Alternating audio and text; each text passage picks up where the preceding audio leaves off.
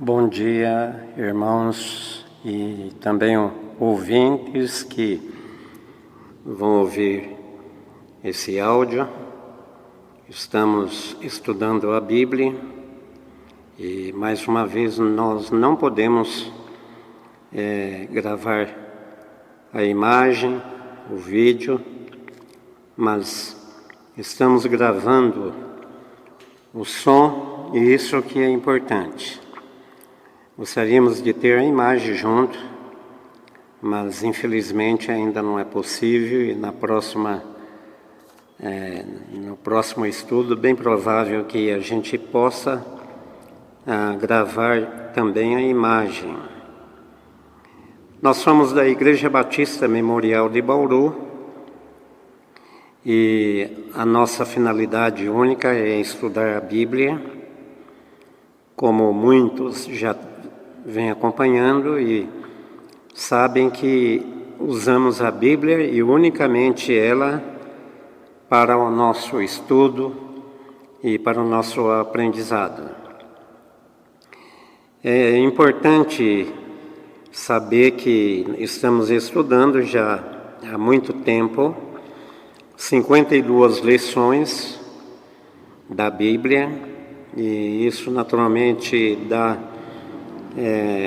um estudo por semana durante 52 semanas e já estamos na página, ou melhor, no número 49, que é a última parte que nós vamos fazer hoje. Já fizemos a primeira e o assunto é o regimento interno da igreja.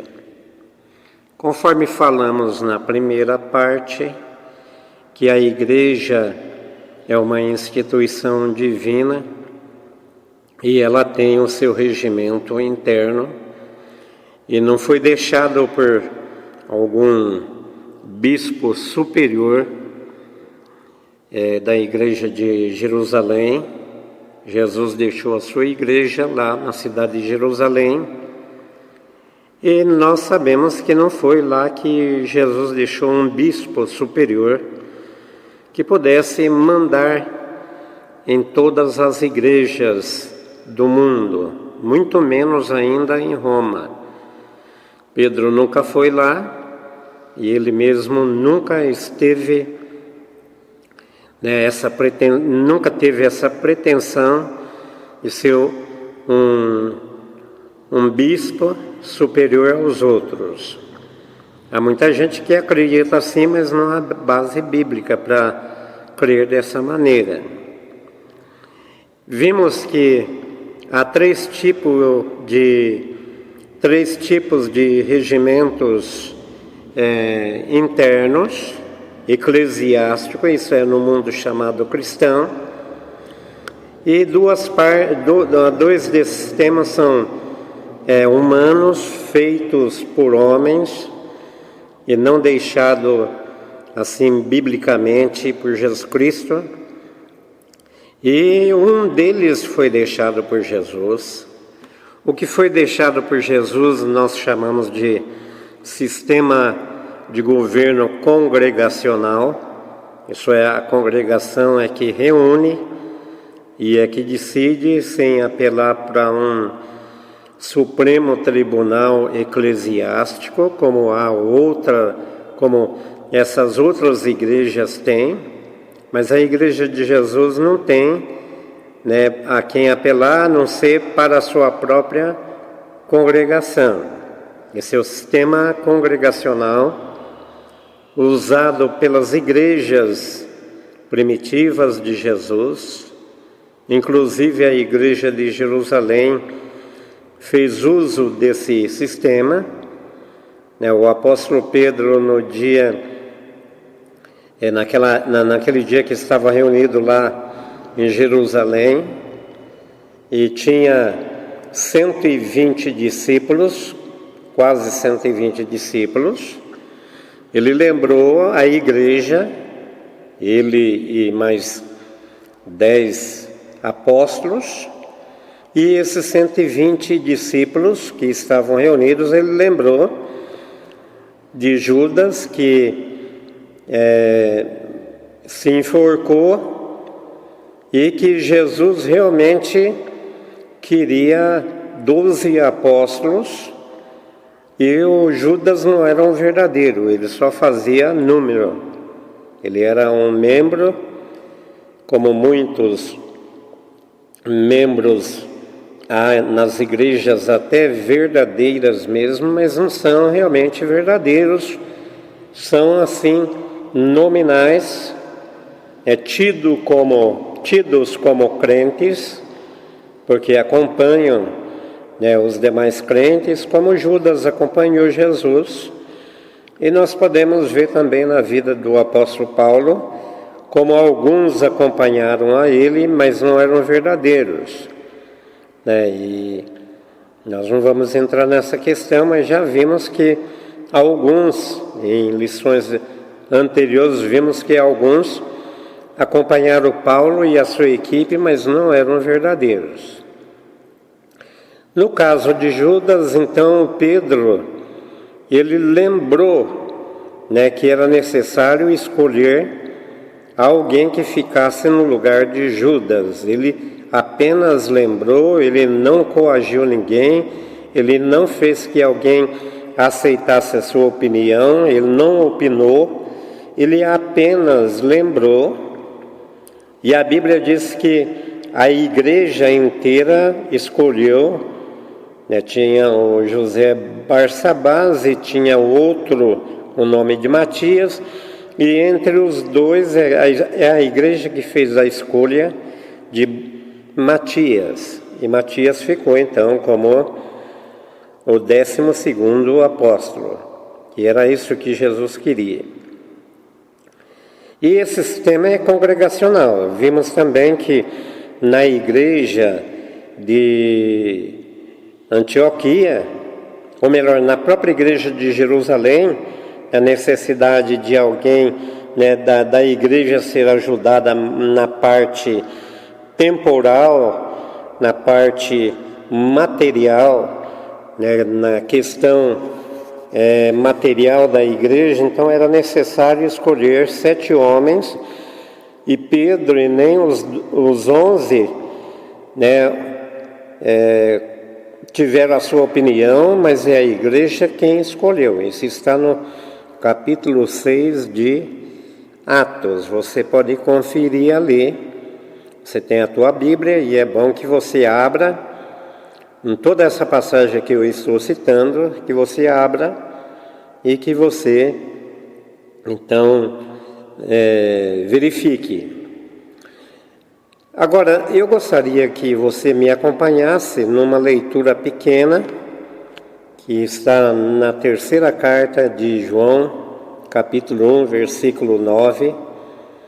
Lembra que há só um capítulo nesse livro, foi um livro bem pequenininho, foi um tipo de bilhete que João escreveu ao amado irmão Gaio.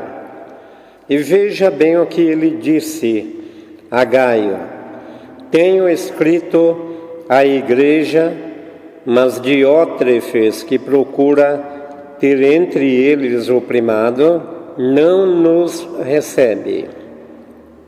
Isso está na 3ª carta de João, versículo 9. Somente há um capítulo. Então, no versículo 9, você pode encontrar isso daí.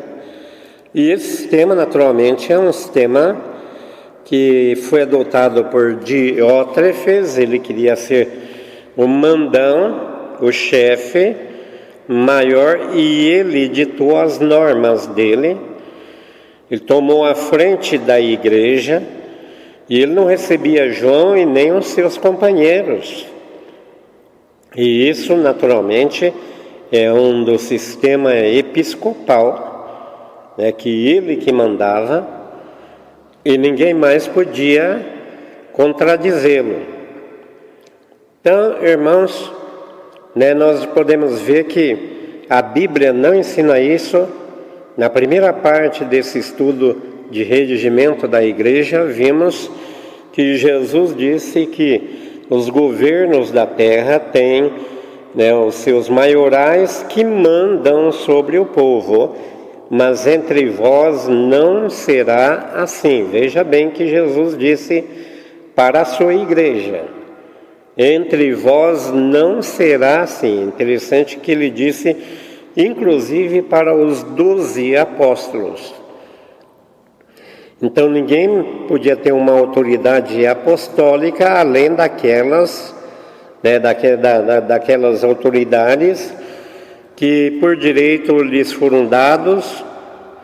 A Bíblia fala doutrina dos apóstolos, e outras coisinhas que era necessário para a desenvoltura da igreja, até que ela deixasse de ser menina e ela pudesse então agir como gente adulta. Você encontra em 1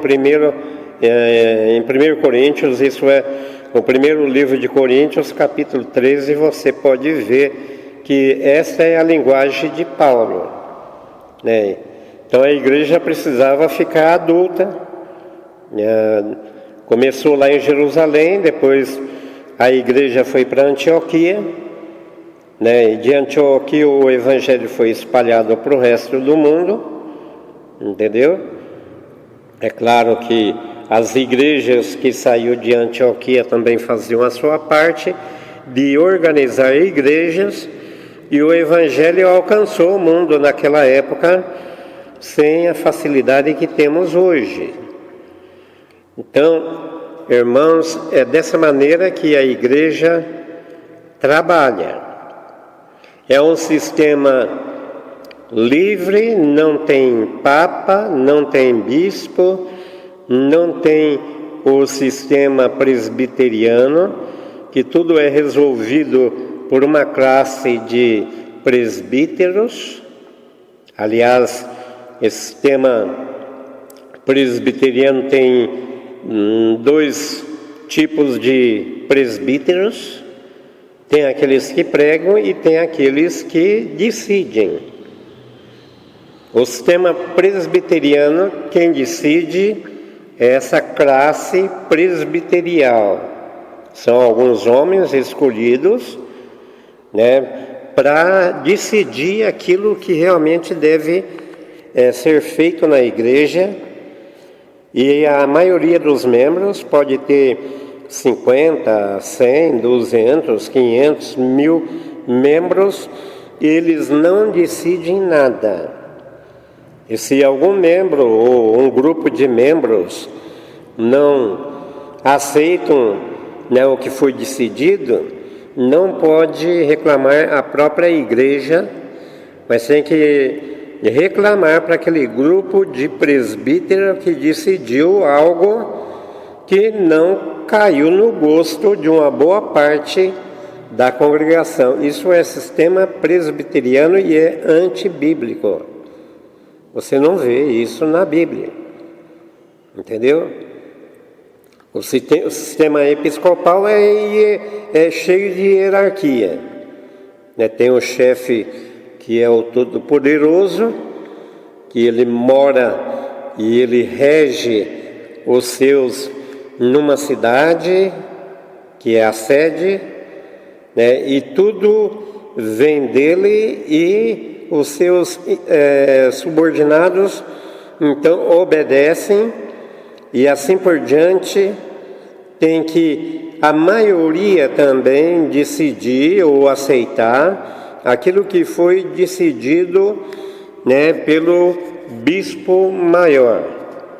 Esse é o sistema episcopal. A igreja romana, tendo o seu chefe, controla, entre aspas, 1 bilhão e 300 milhões de pessoas em todo o planeta. Então isso aí é um sistema que realmente esses que são contados como 1 bilhão e 300 milhões de pessoas, a maioria são religiosas, mas não praticantes dessa religião, mas são religiosas e se dizem oriundas dessa religião, mas comete todo tipo de barbárie, né, e de pecado, e essa religião não tem controle nenhuma sobre os tais. Né? Não é como um sistema congregacional. Nós temos a lista dos membros e se um errar, é a igreja que vai decidir. Então não tem como um homem, né, controlar. Então a maioria são realmente composta de crentes ou de pessoas religiosas, né, que professam tal fé, mas realmente não praticam o que a igreja manda. E tem também a igreja ortodoxa, que é uma ruptura da romana, já no ano 1000 depois de Cristo, já houve um problema entre essas duas religiões e dividiu, uma ficou no Ocidente, que é a romana, e outra ficou no Oriente, lá em Bizâncio.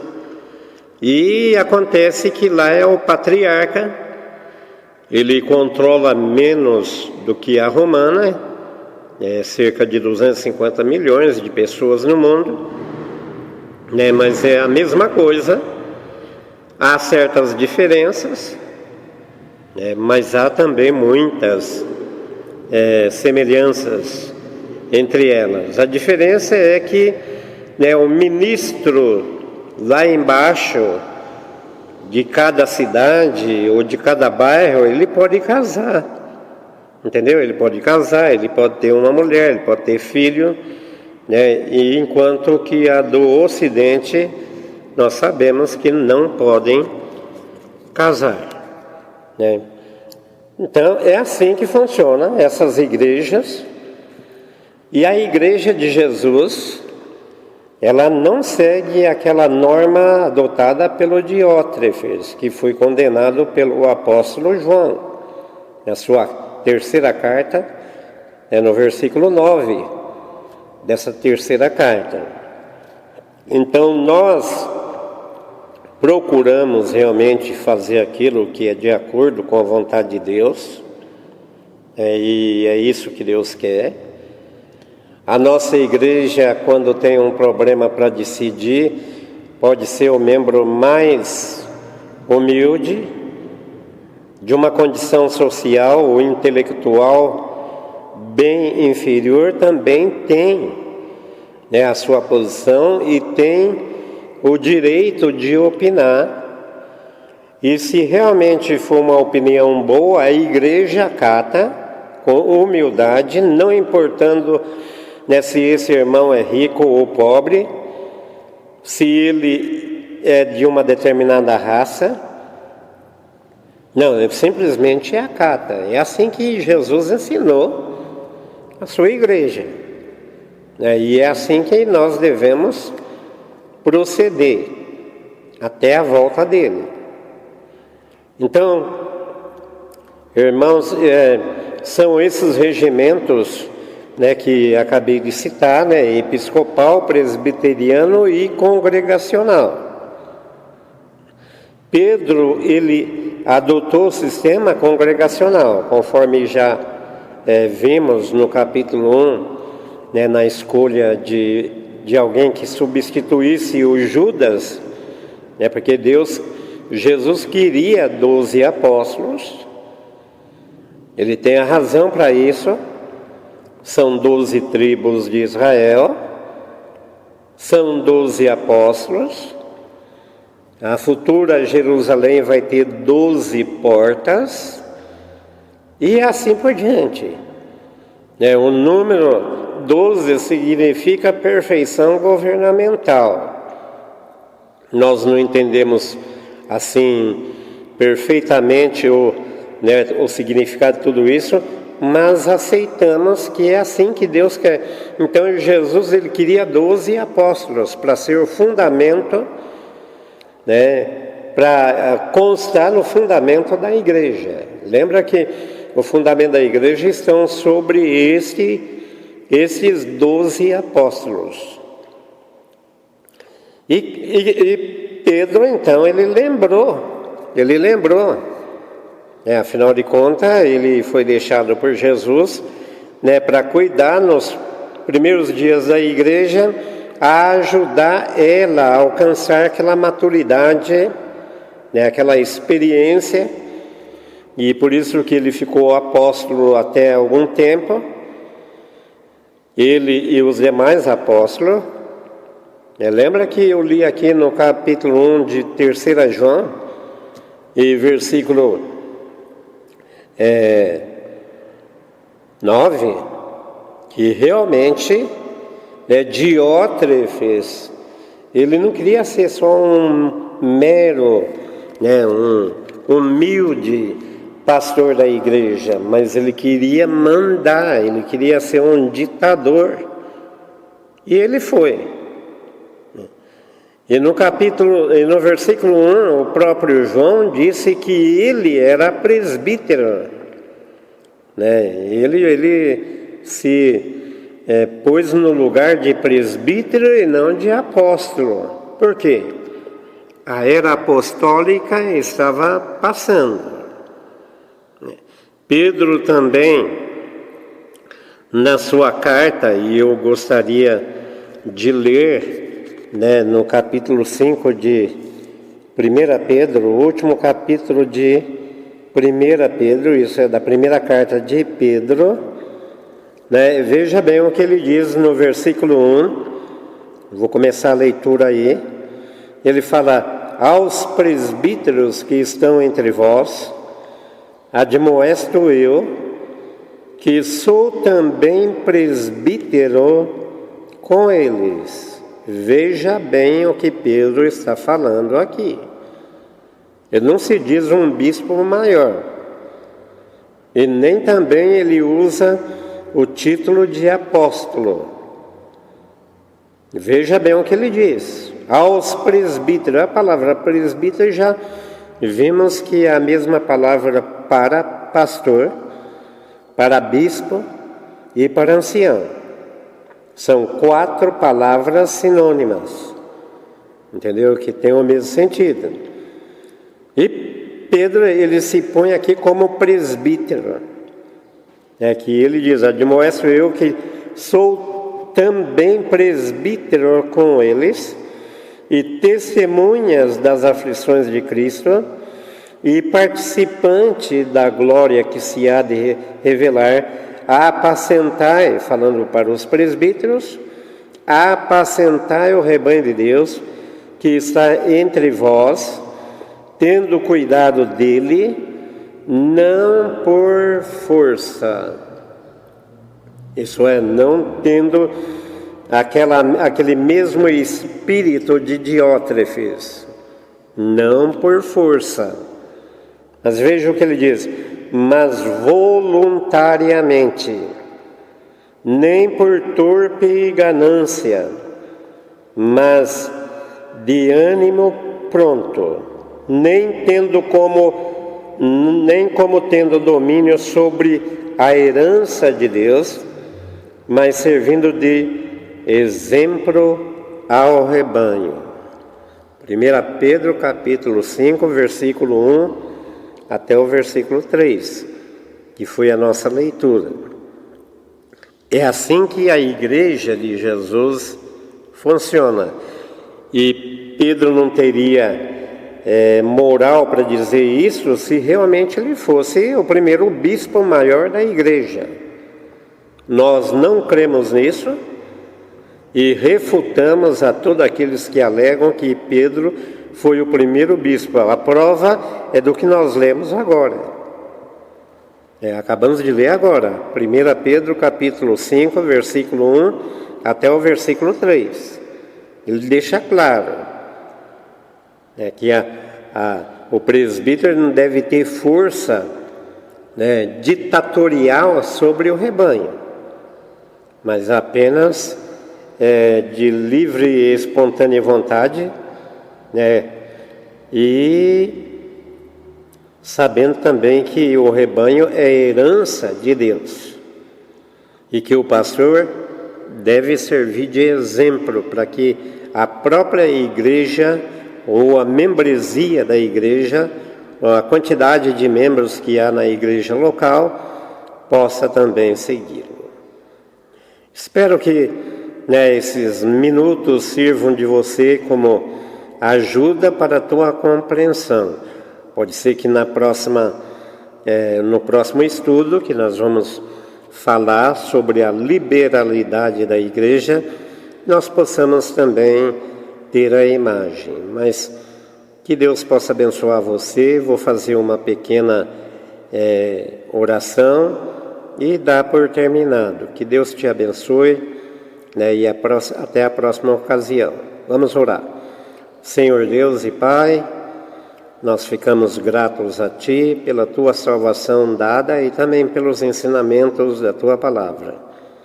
Nos dê força para seguirmos o que é correto e nos livre de tudo aquilo que é mal.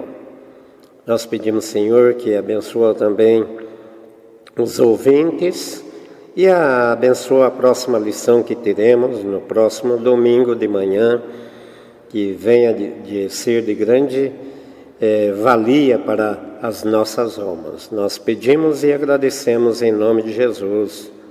Amém.